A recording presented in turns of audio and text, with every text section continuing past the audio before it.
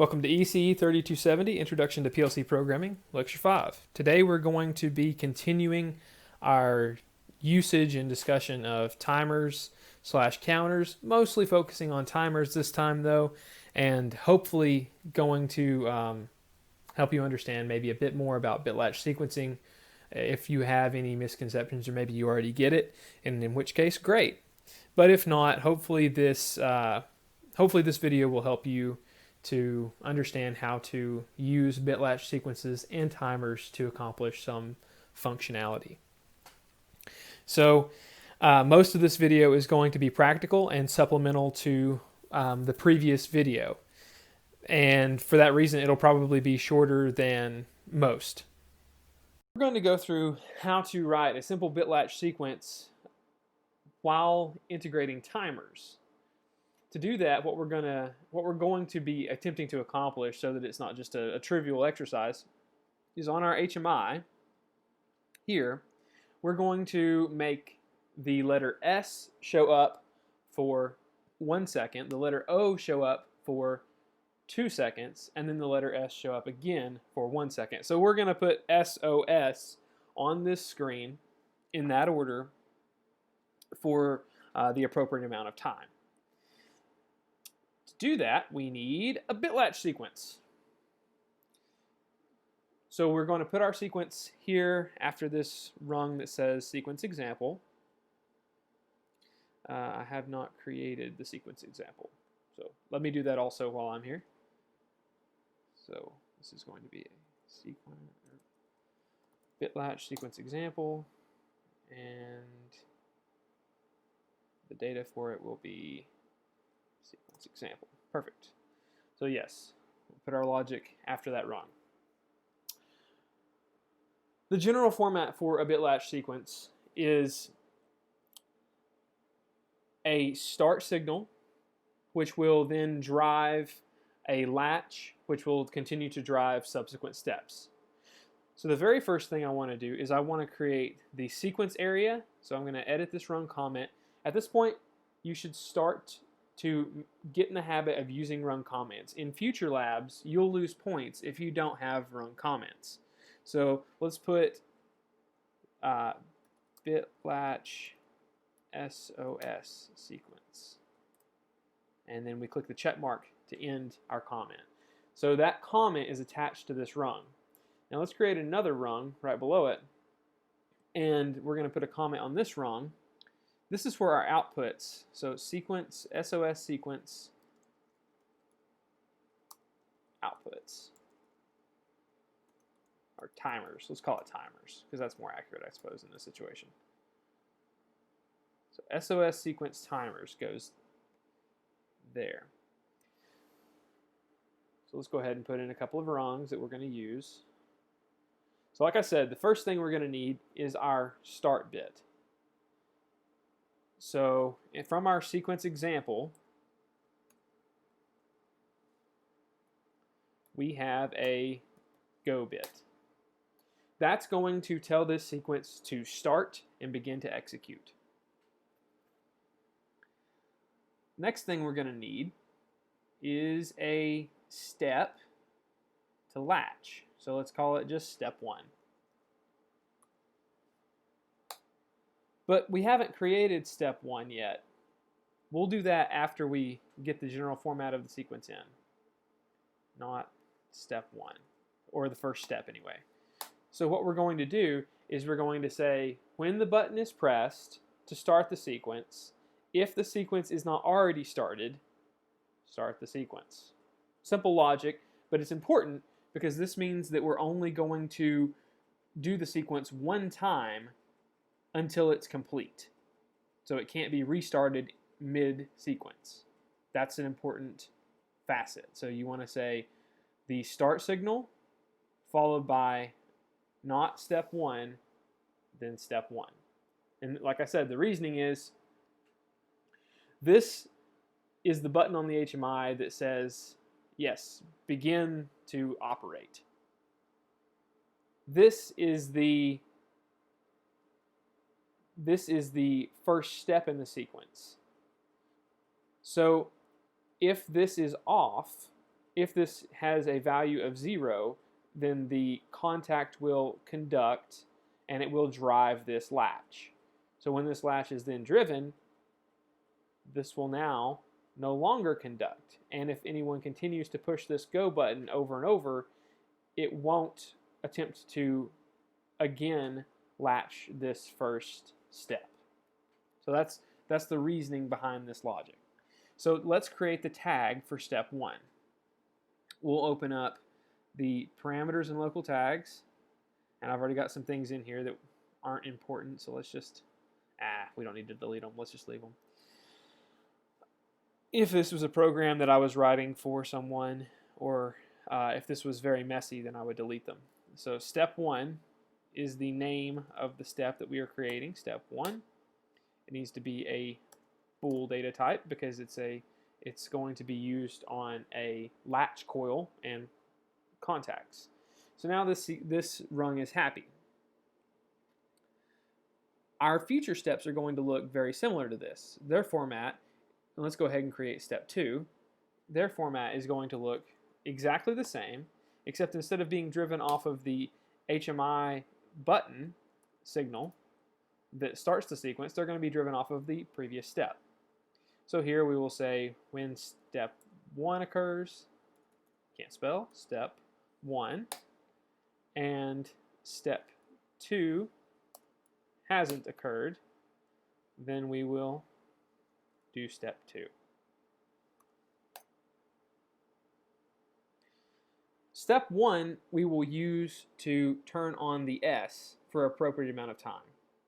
Step 2 we'll use for the O, so we're going to need a third step for the final S, step 3. Now, in general, what would be better than just calling this step 1, step 2, step 3 would be to change these names to step 1 show S. Step 2 show O. So this is a much more descriptive name. This tag name has much more meaning. It's the first step of our sequence, and we are showing the S, showing the O. And then we're going to, again, in step 3, show S. There we go. Now, let's create our final step here. And notice it automatically changed the tag names that were associated with those tags. That's pretty nice, pretty handy.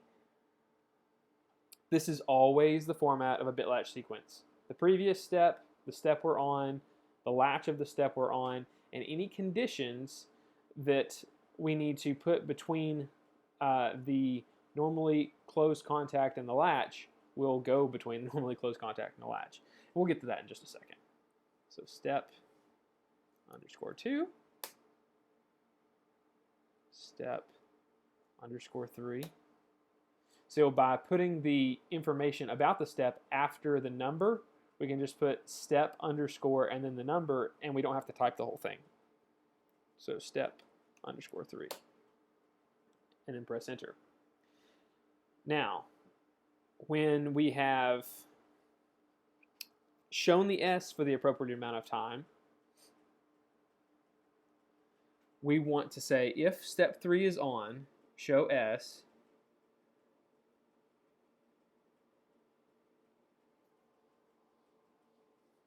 So if step 3 is on, show S, and the timer is complete that's associated with it, so whatever conditions, and not the start signal. So sequence example dot go. So when we're done with everything, the button is not pressed, and whatever conditions, instead of latching here, we're going to unlatch each of the steps. So unlatch step 1, Control C, Control V, change this to, okay, well, change this to step 2, Control C, Control V, change this to step 3 as well. There we go. So now, whenever step 3 happens and the HMI button is no longer pressed, or the start signal is no longer true. So step 3 is complete. The start signal is no longer true. Any other conditions we might have would go here. Then we're going to reset our sequence. This is how you clear it back out and you're ready to do it again. So now we need to fill in what controls when we're ready to move to the next step. Because what would happen right here is if we push this go button, step 1 is not true. Step 1 will become true because this latch is driven. In the next rung, step 1 is true, step 2 is not true, step 2 would be driven, and so forth. Step 2 is now true, step 3 is not true at this point, and then when we reach this latch, it would become true, step 3 would become true, and so we would run all the way through here and then wipe the sequence back out. So it would quickly just go run through this rung, latch, run through this rung, latch, same thing here, latch step 3, and unlatch steps 1, 2, and 3, and it would do all that in a single scan. Think through that. Make sure you understand why that's what happened. That's what would happen. That's not at all what we want to happen, though. We want it to show the S for, we said, 1 whole second. So 1,000 milliseconds we want it to show the S for. So we don't want it to quickly run through this sequence and immediately reset it in a single scan. We want it to stay on show S for an entire second. To do that, we need a timer. So let's go back over here and let's create a show S timer. And this is going to be of type timer. Let's also create a show O timer. O timer. And finally, we'll create a show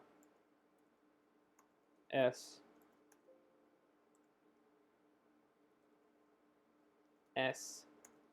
again timer. And this will be of type timer. This will be of type timer.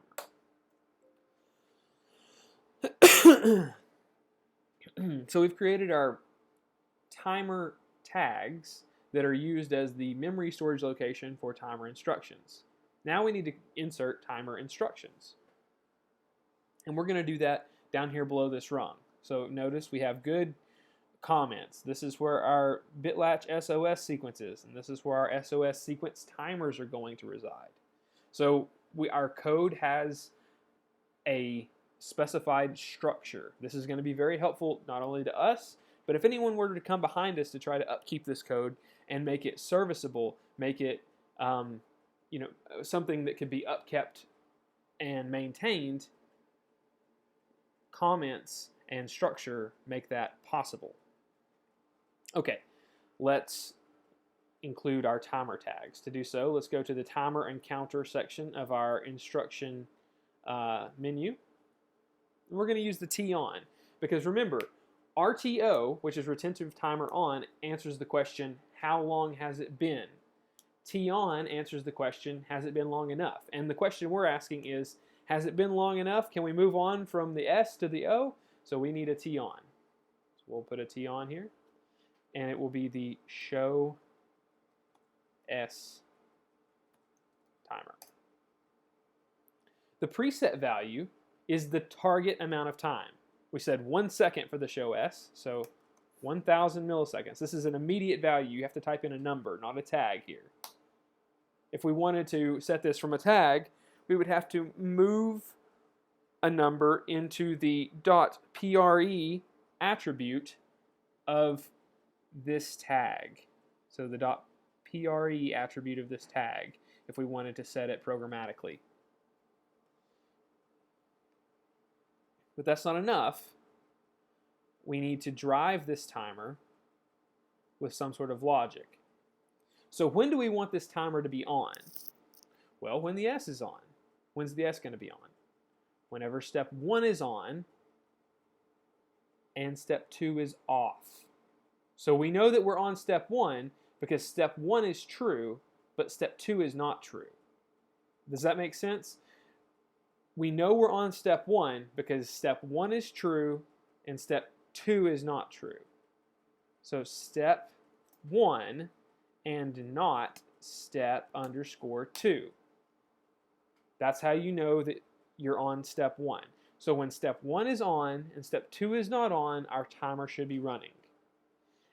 And we're not going to allow it to progress to step 2 until show s timer dot done.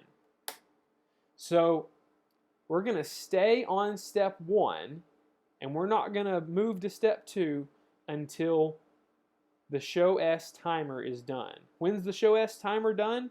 After 1,000 milliseconds of step 1 being on and step 2 not being on.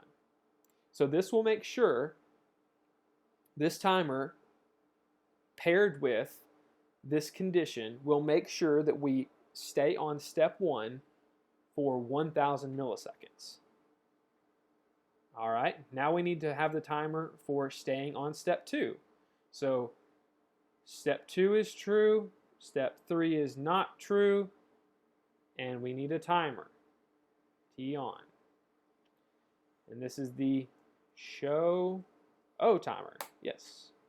And we're gonna hold this one for 2 seconds. We have to have the O be visible for 2 seconds. So 2,000 milliseconds.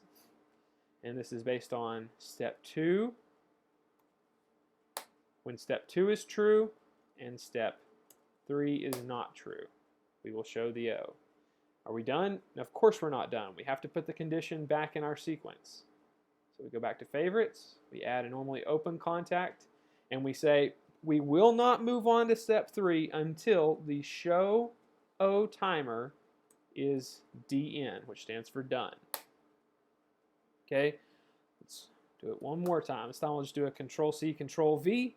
Let's change the important parts. So change this to step 3. Change this to, well, actually, if you notice, we don't have to put anything as the not. If step 3 is on, we're on step 3. Because once step 3 is done, we're going to clear the sequence. So we don't have a not here. And this is the show S again timer. And it's not going to be on for 2 seconds. It's going to be on for 1 second, which is 1,000 milliseconds. The accumulator starts at 0. And we're going to stay on step 3, and we're not going to unlatch the sequence until you let go of the button saying start and the show S again timer is done. This should be a normally open XIC. So show underscore S again timer dot done. If this doesn't make sense, pause the video and think through the logic you see here. All right. The last thing that we're going to do is we're going to turn on the appropriate output. The one that makes S show up, the one that makes O show up, and the one that makes S show up again. So we're going to add another run comment. This will be the SOS, that's SOD, SOS sequence outputs. Okay, so here is where our sequence is going to tell stuff to happen. Here's where we decide how long each step should be on, and then down, and that controls when we move to the next step.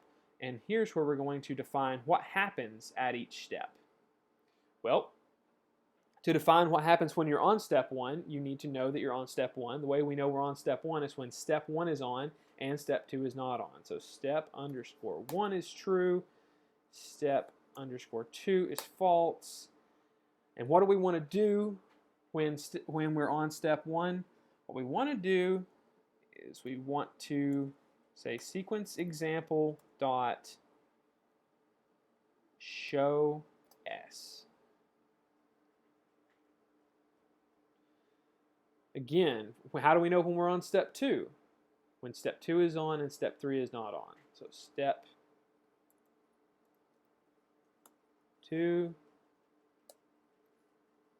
step 3, that's 23, step 3. So we're on step 2 when step 2 is on and step 3 is not on, and we are going to turn on sequence example dot show underscore O. Finally, how do we know that we're on step 3? Well, because step 3 is true, and that's the very last step. So that's all we have to check. So step 3, show S. And when we're on step 3, we want to sequence example dot show underscore S again.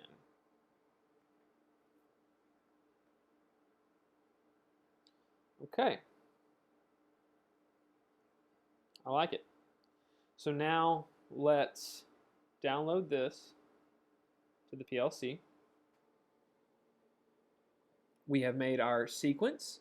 We've made the timers that will decide how long we're on each step of the sequence, and we have integrated those timers into the rungs to control when we move to the next step, and then we have created our output section, which turns on the appropriate output when you're on a certain step.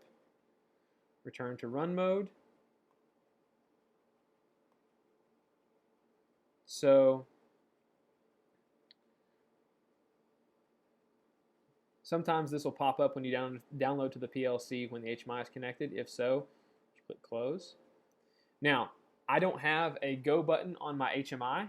Instead, we're just going to do a Control T to toggle that bit, and then watch.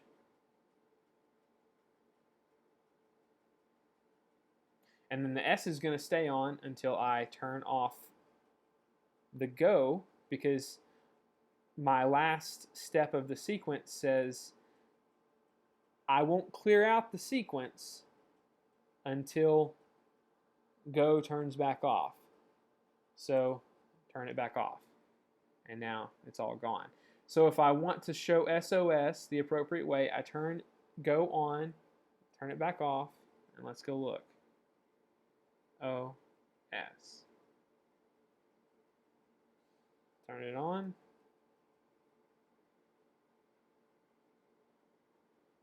Kind of hard to capture because I have to change screens. You guys have the luxury of seeing the HMI to the side. There, S, O, S, and then I thought I turned it off.